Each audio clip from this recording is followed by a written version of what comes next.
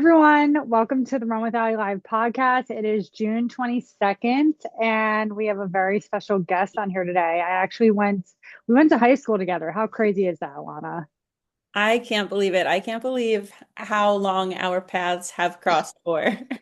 I know it's wild. Oh my gosh. I can't wait for this episode today too. But before we dive into the returning listeners on here, I hope you subscribe to the show already. And if you haven't, please do so after today's episode. And to anybody new on here, I think you're really gonna enjoy this chat. There's a lot to be unpacked here.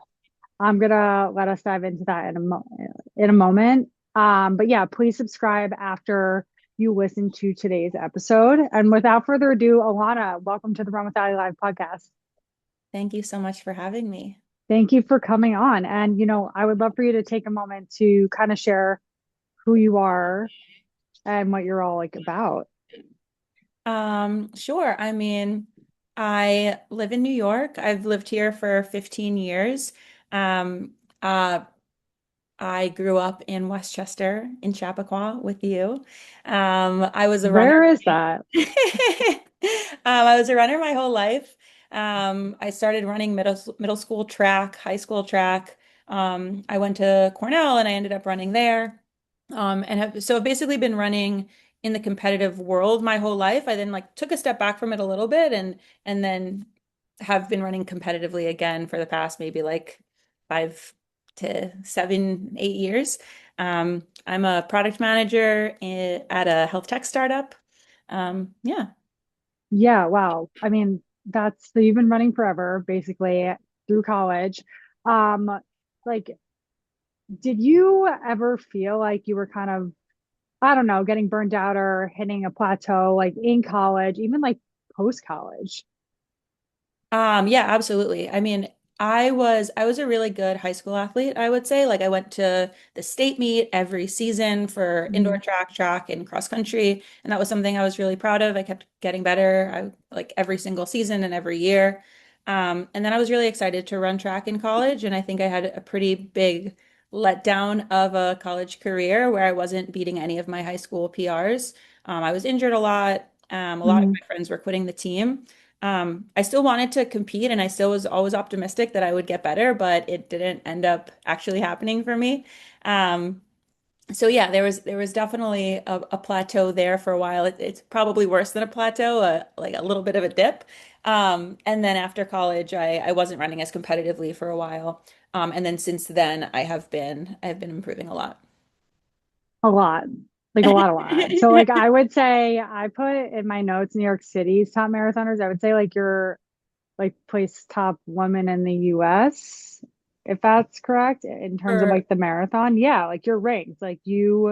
What place did you finish at the Boston Marathon again? I came in 28th at the Boston Marathon and was the 16th American. Okay, that's incredible.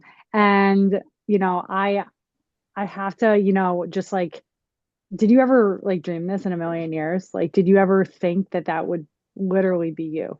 No, absolutely not. Like it wasn't even something I was considering. It was never something I thought about. It even like recently when I first was asked to be in the pro field for the New York City Marathon, which was in 2024, that felt to me like a once in a lifetime opportunity. Hmm. And then to be able to keep building on that and to keep getting better has been insane. And to feel just because for New York, I also don't know if I necessarily felt like I belonged in the room as much, especially because I'm more of a local competitive athlete, right? So like they invite some of the local New Yorkers who do pretty well throughout the year in New York Roadrunner races to Hmm. compete in the elite field.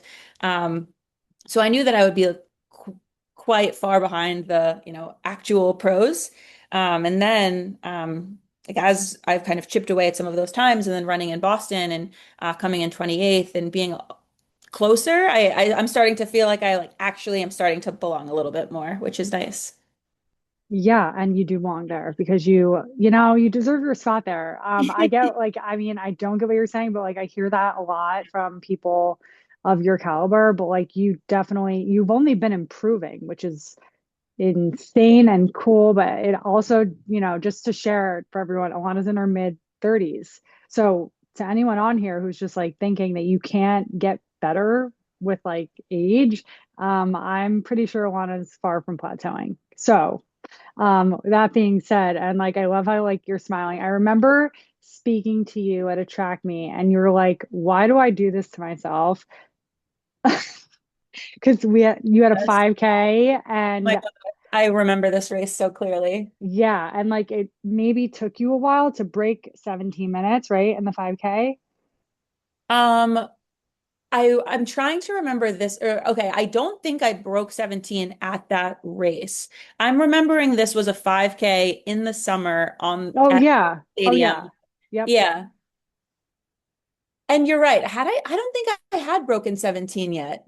No, I don't think I you think did I either, think I ran something like 17:31 in that which race. is still amazing. But like, just to put it into perspective for anyone listening on here and everyone, Alana has run now a 2:34 marathon, 34. right? Yeah. That is sub 6 minute pace. And that pace, 17:34 on the track, equates to like what, 5:45, something like that. I have no idea. I have Okay, so something so like that. think Something like about that. 10 seconds at that point between your now marathon pace and 5K, which is wild and like very interesting to learn about. Yeah, I mean, it is always funny when I'm running a race and I realize that I'm PRing in shorter distances as I run the longer race. So when I ran 240 in the marathon, I PR'd in the half for both halves. My previous PR was like 1:20:44, and I went like 1:20 low and then 1:19 high to run that 240. And then I remember in like a subsequent half marathon, I like PR'd in the 10K en route to the half marathon. So like there are all these times where you like kind of run by the clock and you're like, huh, this is interesting. I feel good though. So yeah, I hope I can keep improving. But I mean, in or keep the pace. In terms of like that 5K, I remember it just being, it's weird to like go through high school and college and you like have all of the anxieties of the race and you're like have the warm up and you have all of these routines that you do and you kind of like the fact that you're, still there like 20 years later still having those same feelings is often what I'm reacting to. Like, wow, I can't believe here I am at the Armory still. I've been coming here since, 2004. So I always just think it's a little bit silly when I'm It's at. it's not silly. It's like rehashing like all your memories, right? Like I like didn't have that. So to the listeners on here, I was not a runner when I was a kid, but I was a swimmer, and it's like so wild because people who come from the track and like do that when they're younger, they all say similar things to what you said. It's just like you weren't that's like ingrained in you. So of course, it's like only natural, right? And yeah, 2004, that's a long time ago, but that's wild. They used to bus us up after school for practice once a week. I Yeah. advocated for that so that we didn't have to do workouts like running through the Greeley campus when we were snowed in or when there was snow on the track. Oh, that's so smart. Yeah, Yeah. I don't even know how you did that. Yeah, I hated running. Like, and I can't believe I'm saying this. What, oh God. Yeah, it's like, yeah, I mean, I don't know. Like, it's, I feel like when you're a kid, it's like hard to love running unless you really love it. Like, there's like a subset of kids that like just fall in love. Yeah. But it's also amazing to put your body through that. I think, like, just physiologically, like what it does. Um, but like all that being said, so like you've had a lot of experience being coached, like, just being around like really good runners your whole life and, just runners that have probably taught you like so much. And so when you approach the marathon distance, um, did you break 3 hours right away? No, no, no. My journey was long and difficult. So the first marathon I ran was in 2012. So I ran that marathon in Philadelphia. I ran a 3:13. Training was limited and and I didn't have a coach. There was no real like structured approach to that. And I was really Mm-hmm. happy with it. I thought I could probably run around a 3:15. That was my goal. Mm-hmm. I went out a little bit too fast and I died horrendously. Um, That's, every as first one marathon. does. Whenever Yeah. someone has a debut marathon where they're not dying for like at least 6 to 8 miles, I'm shocked and very impressed. Um, and then I didn't run another marathon. I feel like they were popular, but not popular the way they are today. Right, right. And there wasn't as much like I don't know, like there's a lot of like pressure to run them now. I feel like people feel like they need to like do one every single season, and it feels like Mm-hmm. a lot. I didn't used to feel that way. Mm-hmm. I don't think there was as much social pressure to do it back then. Mm-hmm. I also Mm-hmm. wasn't as involved in the running community the way I am now, but the next marathon I ran was 2018. I ran New York. I ran 310. Um, at that point, I was doing more, like slightly more structured training because I had just joined Brooklyn Track Club, but it wasn't Mm-hmm. like a significant amount of mileage. The next marathon I ran was the following year in 2019. I ran 302, and I was really hoping to break three at that time, but it just didn't come together for me on that day. COVID happened. I started training a lot more, but the marathons were canceled and Right. I got hurt. Mm-hmm. And then I finally broke three in 2022. I ran 2:59 in New York. And then times came down subsequently from there.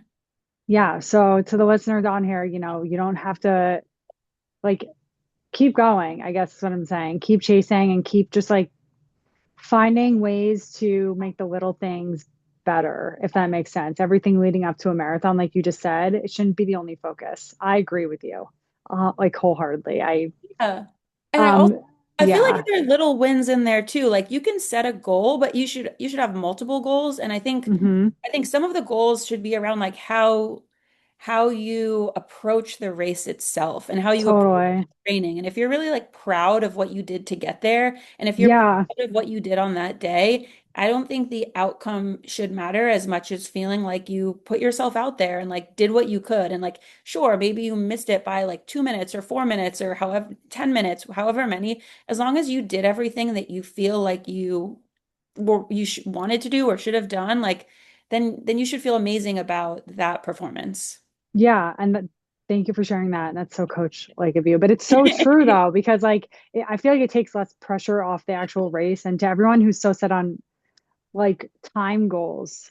If you're able to just understand like what you did in training, like I feel like all those nerves are kind of like shaken off when you're like doing the victory lap, right? Like the race, and you're enjoying it for what you said, like multiple goals, A, B, C, D goals, whatever, right? And like just enjoying every mile in a different way, even though it could be painful, but you're doing something so healthy and amazing for yourself. So like I love how you said that. And just like knowing you left it all out there whatever the clock says. But on that note, so I'm curious, and I'm sure others listening on here, so not just like your times, I want to say I'm more like, I think that your progression in the marathon is very, very, it's just peculiar. It's a lot, it's a clear progression, and it's like literally happened pretty recently. And so I'm curious to hear like what changed throughout this progression. You could share as much or as little as you want. Like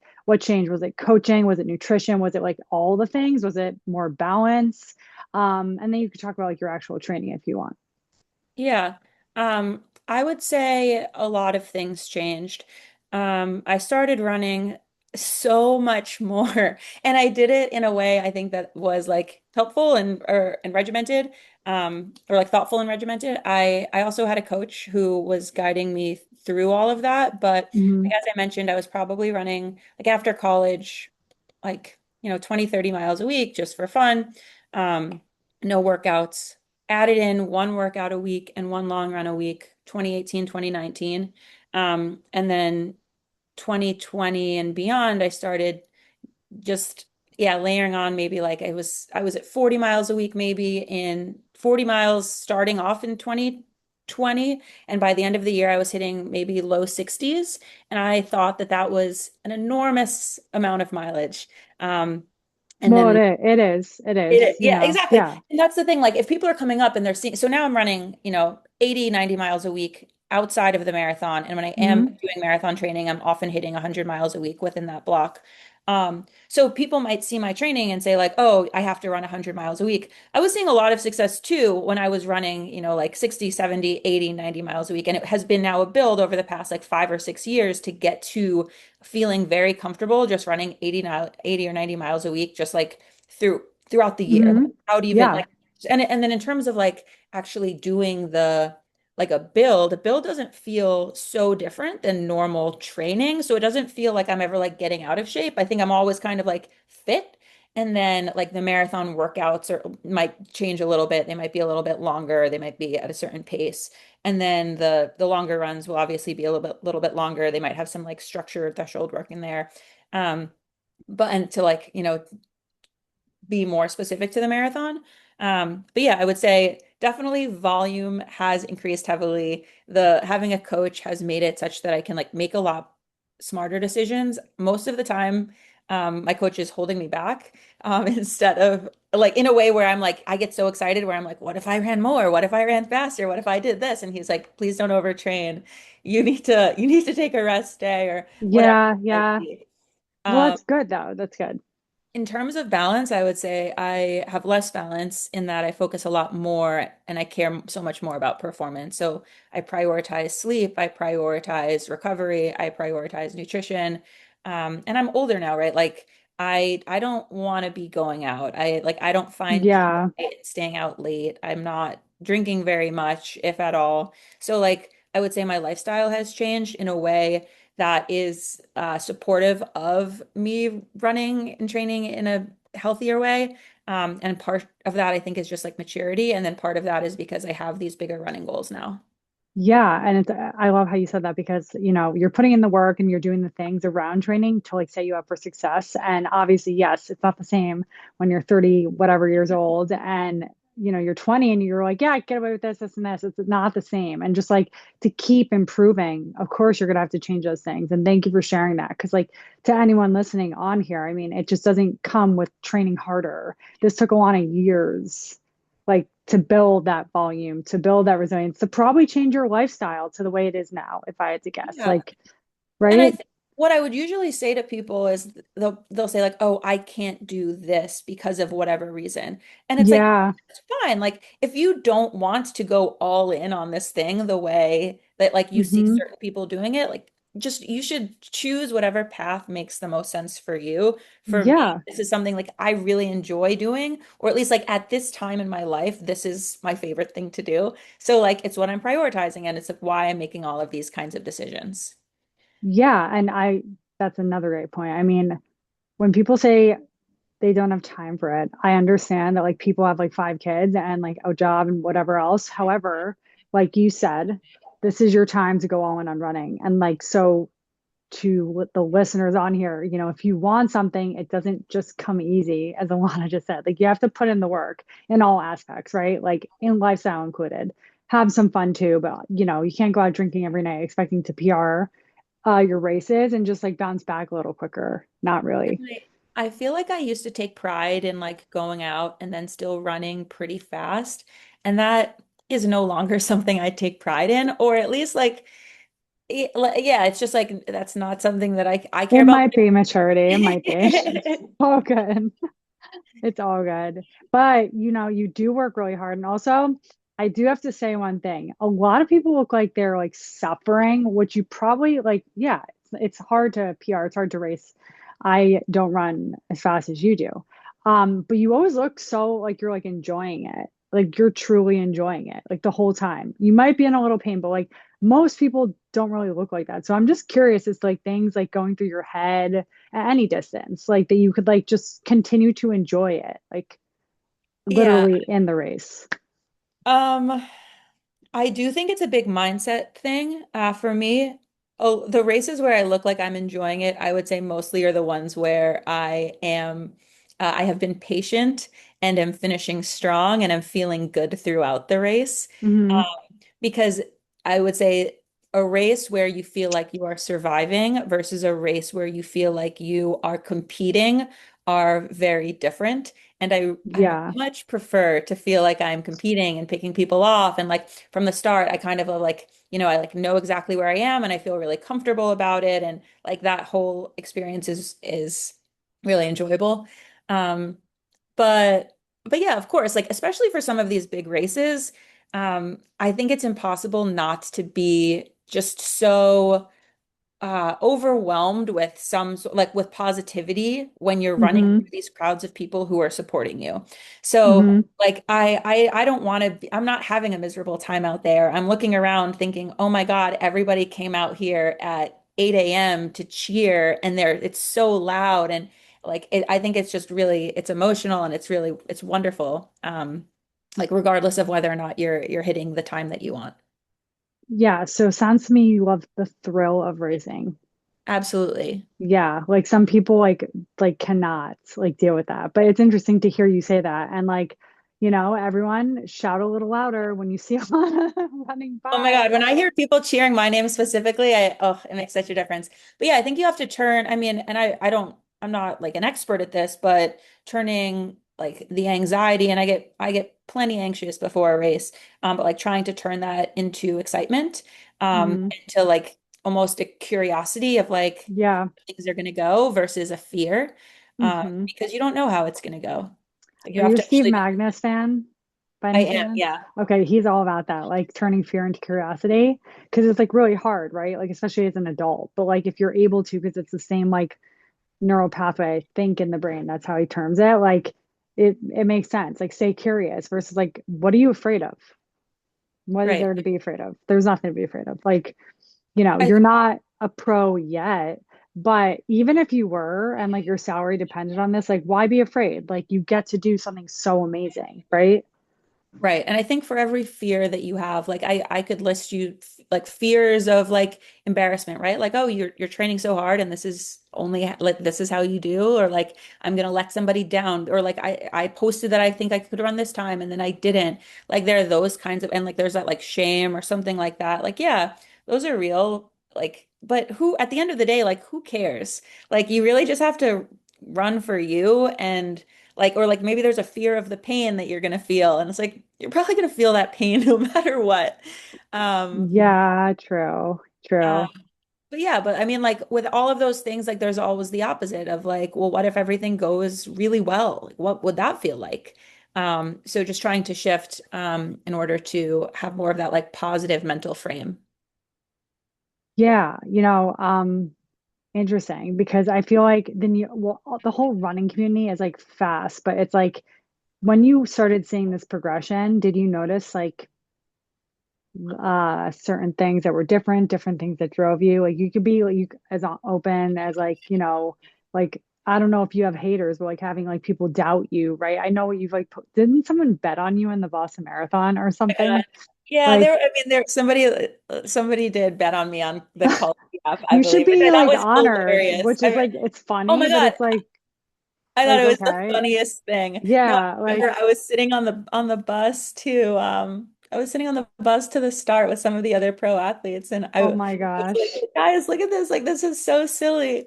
Um yeah, it's very funny. No, I'm not I don't think I have haters, or if I do, they aren't. I'm not aware of what they're saying. I don't think I'm like a public enough presence. And that's not something that drives me. Um uh yeah, so I don't thrive in an environment of like I'm necessarily going to like it's not like an I'm going to prove you wrong type of Hmm. situation. Hmm. I think I'm just driven by me working hard and like wanting to work hard to see how fast I can be. And like seeing other people achieve things and thinking like, is there something I can also do in order to get there as well? Wow. Yeah. I mean, that's such a good mindset. I hope you like trickle off onto other people that you train with because seriously, it's true. It's easy to like, I feel like just get competitive in a bad way, but also like when like you have like a group of women, especially where you're training with and you're all rooting for each other, there's like nothing more empowering. Like truly nothing. Well, yeah, I mean, I think it is very powerful. Like I love training with like some of my friends in Brooklyn Track Club and like it feel like it's I feel so much stronger when it's us all working out together than if Hmm. it's just me. Um what was I gonna say? Um I don't remember. It's But okay. It might come back to you. Um, so you talked about sacrifice gains. Okay. So For the rapid fire, what is one non-negotiable habit that keeps you grounded? I think it's running. I Yeah, think okay, I okay, think it's my fair. non-negotiable. I think that's the kind of thing where it's just like part of my day to day. I have to do it. Wow, yeah, and when you really love something, it's just like your lifestyle, right? Interesting. Are you like a crazy person if you don't run? So I run every day. Yes. And No like rest days? Wow, now okay. that I have a coach and I have my plan, it's like I follow that plan pretty much to a T. Of Um, course. I don't take rest days. I take I'll run on an anti-gravity treadmill, the boost treadmill often once a week if I can, Hmm. which feels like cross training a little bit because you're not running at your full body weight. I'll Right. take 85, 88% body weight. And then I'll swim on that day as well. But yeah, I typically only take off after a marathon. I'll take off usually like 4 days and then I'll run every other day, a couple miles for another like week or so. And then, yeah, and then for the most part, I run every day. Wow, what do you think has helped your body stay so resilient? Like truly, like that is not a lot of time to take off. Like, was it like, did you change something in your diet? Do you think it might be a culmination of like not partying, sleeping better, just treating your body better outside of training? Like, yeah, curious. Yeah, and I definitely have often, I would say I have aches and pains all the time. And I think it's being able to differentiate what's like just like something that's lingering that you can manage versus something that's like actually an issue. And if I did actually have an issue, I would take off. Or if I did actually feel really tired or something was going on, I would definitely listen to my body. Um, and I also think like the slow build of mileage has also just helped my body get used to Mm-hmm. all of this training. Mm-hmm. I definitely eat a lot. I strength train. I do a lot of PT exercises. I do a lot of the like little things, Mm-hmm. which I think do really help in terms of injury prevention. Because yeah, I used to be injured all the time when I was younger. But I have luckily had like a pretty good last couple of years. Yeah, I feel like very strongly about having all those things dialed in to like keep your body just going, right? Like, yeah, I mean, like, there's not getting away with not eating enough. There's not getting away with not recovering enough, right? Like, so that's why you're able, I think, to do like what you're doing because you're so consistent about it too. Yeah. Um, yeah, I'm pretty regimented with some of those things. It's important. Like, do you use like any tracking apps or are you like not into that? Tracking apps for what specifically? Well, besides your training, which I'm sure you track, like nutrition or sleep, like the Oura Ring, or yeah. Yeah. I look at my sleep. I have a Whoop and I have a Garmin. So I look at my recovery. For the most part, I don't think they're that useful because I know how I feel and I know when Hmm. I went to bed and when I woke up. So like seeing that I have the data like doesn't necessarily show me that much outside of like like you can tell if you feel tired. Right, of course. Yeah. Like, From a nutrition perspective, I don't actually track it most of the time. I am thoughtful about what I eat and I think about the I throughout the day I'll be like, have I had enough protein today? And like if I think, oh no, I haven't, I might just like have a protein shake or like a protein bar or make sure that I add like have something with dinner. But I'm not like specifically tracking calories or macros or something like that. I just like, oh, I'm like, I'm hungry and I'm gonna eat something right now. And the thing I reach for is usually something that's like h- healthy and also usually like a more of like a snacker because since hmm I'm doubling, I feel like it's hard to eat like a big meal between those runs. So I like have a lot of little things throughout. Um, and then as we get closer to race day, maybe like the week or two leading up to the marathon, I might be more thoughtful about like the number of carbs I'm having prior to the race. yeah. Yeah, that's makes sense. I personally also don't use a tracker just for other reasons because it used to be like very toxic for me and I Very time couldn't. consuming too. And like then I Very, think too yeah. much about it. It's overwhelming. Yeah. And, I just feel like if you know how you feel and like just to like asking yourself if you had enough of this, like if you're like, no, I didn't, you could fix it. So that's a very interesting approach. I like that. Like not being so obsessed with the shiny objects, in other words, or like technology to like will tell you how you feel, you know? Yeah. Yes. It's amazing, but it's also a curse, I feel like. Yeah, I mean, as long as you don't put too much into it, like if you see that you don't have good recovery and then suddenly, and you're like, well, so now I'm going to feel bad on today's run. It's like, well, why don't you just like start the run and then see, and then Yeah.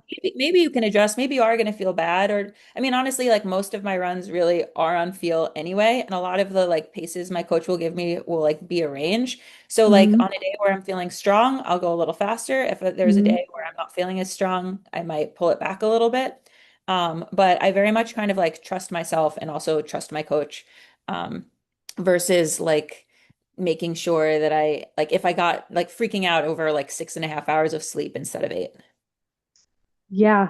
I mean, I've done that, but yeah, I know, I hear you. I hear you. And like that's all And then so good. also, one other thing I'll say as well is that like you don't know, you can't predict what's going to happen on race day too. And I'm someone who does not sleep the night before a race, um, which is tough. But also like you might have some sort of like stomach issue during a race or something like this. Like you might be a little sick. So in all of these situations, I feel like it's important to almost like do it anyway in the training so that you get used to it. It's like, you know what? You are going to be tired on marathon morning because you went Yeah. to sleep the night before. So, you didn't get a good night's sleep last night. I think maybe you can just do it anyway and then like practice feeling a little bit tired and then like, get a good night's sleep the next night. Um, so Yeah. And just like meet yourself where you're at in the day, but don't just not do the run because like you didn't get sleep because maybe it could be good practice. and I do feel like on a lot of runs where you start feeling pretty bad, it turns around. Um, Yeah, you can start off and the first mile feels horrible, and then by mile 3 or 4, you've totally forgot that this was the worst run of your life, and suddenly you're just like bopping around. Yeah. No, I totally feel that. I feel like I don't warm up till three or four, like four. Like That's honestly, honestly, I do like, think that's the biggest difference between running now when I'm old versus when I was young. I feel like when I was young, I could just boop, like I'm running. Now I'm creaking. The beginning of those runs are so hard. oh my God, I know, but that's the thing. I don't even know like what it was like to like run like that young. Like so people I run with, like they're like, oh, like I can't go this pace anymore sometimes. And I'm like, it's like I never did that. So like, okay, just it's fine. Like who cares? But like to your point, like, um, isn't that better anyway to start out slower? Probably, right? Yeah, I like to think I think so. into Yeah. it. Yeah. Yeah. Okay. I know we're like hitting time, but I have a few questions. Okay. Do you drink coffee before or after a run or never? I'm a big coffee drinker and I drink coffee both before and after a run. I make Okay. one I before. I I have it in love my it. apartment and then I have one as a little treat afterwards that I'll get from a coffee shop. Yes, I love it. I think you kind of mentioned this solo runs or group runs or like track buddy workouts. Okay.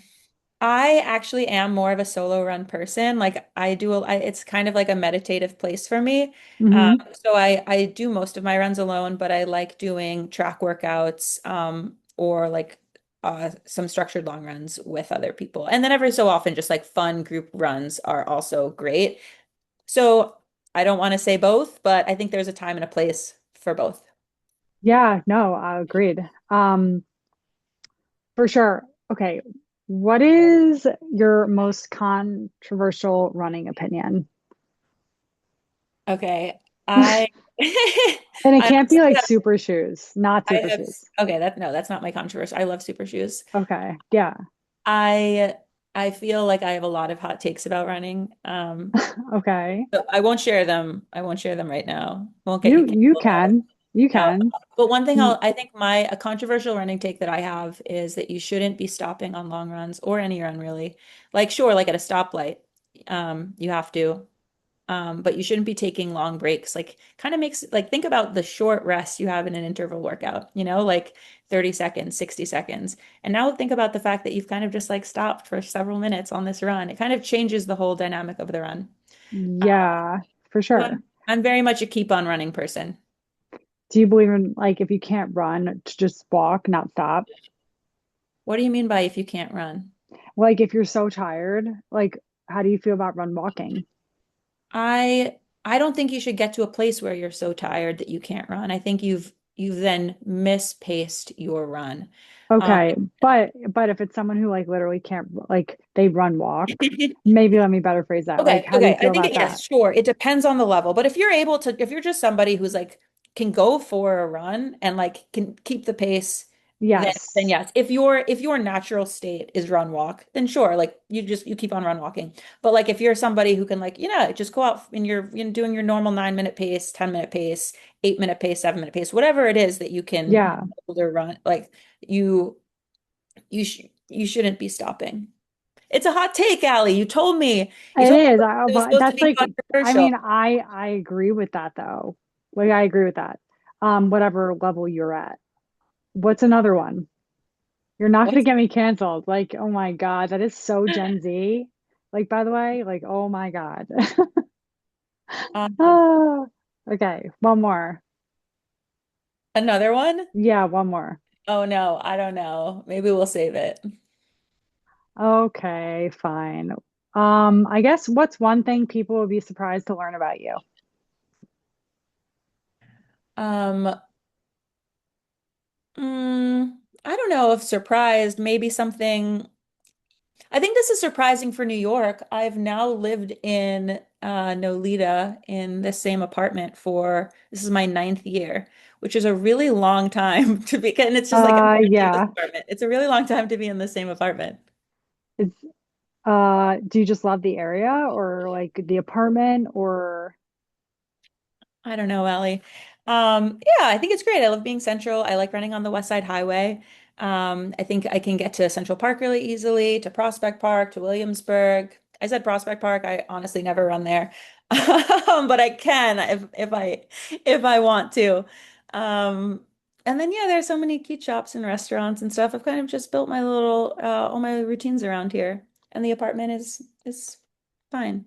yeah, no, that's amazing. And like to anyone who doesn't live in New York City right now you kind of know like you just establish a neighborhood is the best way to put it. And like if you stay there, you really could like find your routines, find your nail place, like your whatever massage place, PT, favorite routes, all the things like shops, coffee, yeah, all of that. And I feel like Nolita has a lot of that. I Yeah. miss New York City right now, thinking about that. Good. Okay, so last but not least, since I asked you, why did you say yes to being on the Run with Ali Live podcast today? Oh my gosh, Allie, because we get to hang, we get to chat. Oh my God, we do. Yeah, this is so fun. I mean, I've known you for so long, and it's so cool that you're in the running space and I'm in the running space. And I love it when I just randomly get to see you at McCarran Park, and I love following your journey. So I'm really Oh, thank excited. you. Yeah, no, thank you. And like likewise, it's honestly been inspiring for me because like I didn't do track and I saw you do track, which is like wild because like now you're still running but like marathons, right? You still probably like on the track, but like yeah. I mean, it's very cool. And it's probably funny for you to see me running because you're like, she didn't run. Well, I remember you, didn't you do indoor track? No, no. Really? Where? I remember When? in high school, you never ran track one season? No, I did not like no. In my head, maybe I built this story that you didn't run every season, but there were like a couple times that you did. I've never been in a track meet like before I was like 32, I think. Oh. Yeah, like late, like literally. Like I've never I had to like learn how to do strides properly. Like I'm yeah. See, whereas like for me, I feel like I still do the same workout or same warm-ups that I did when I was 13.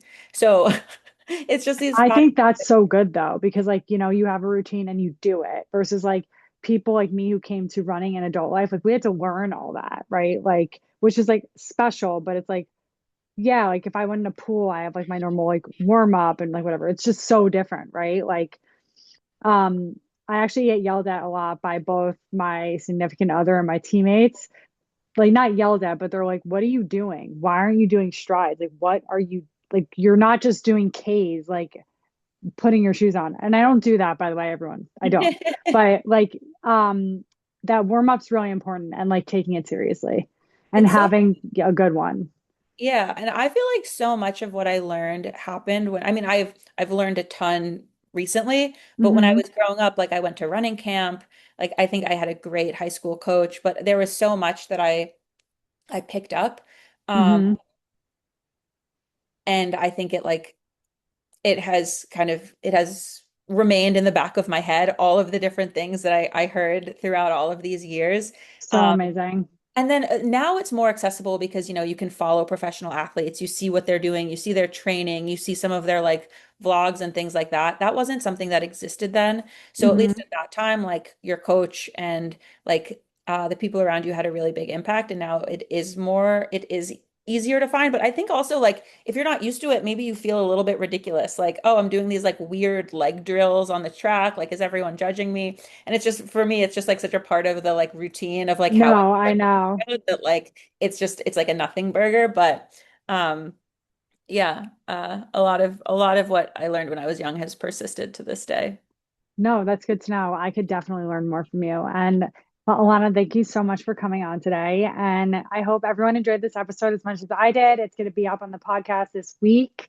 And yeah, Alana, thank you so much. Thank you. Of course. And to the listeners on here, if you have not subscribed to the show, please do so. And I will see you at the same time, same place next week. Thank you so much. That was perfect.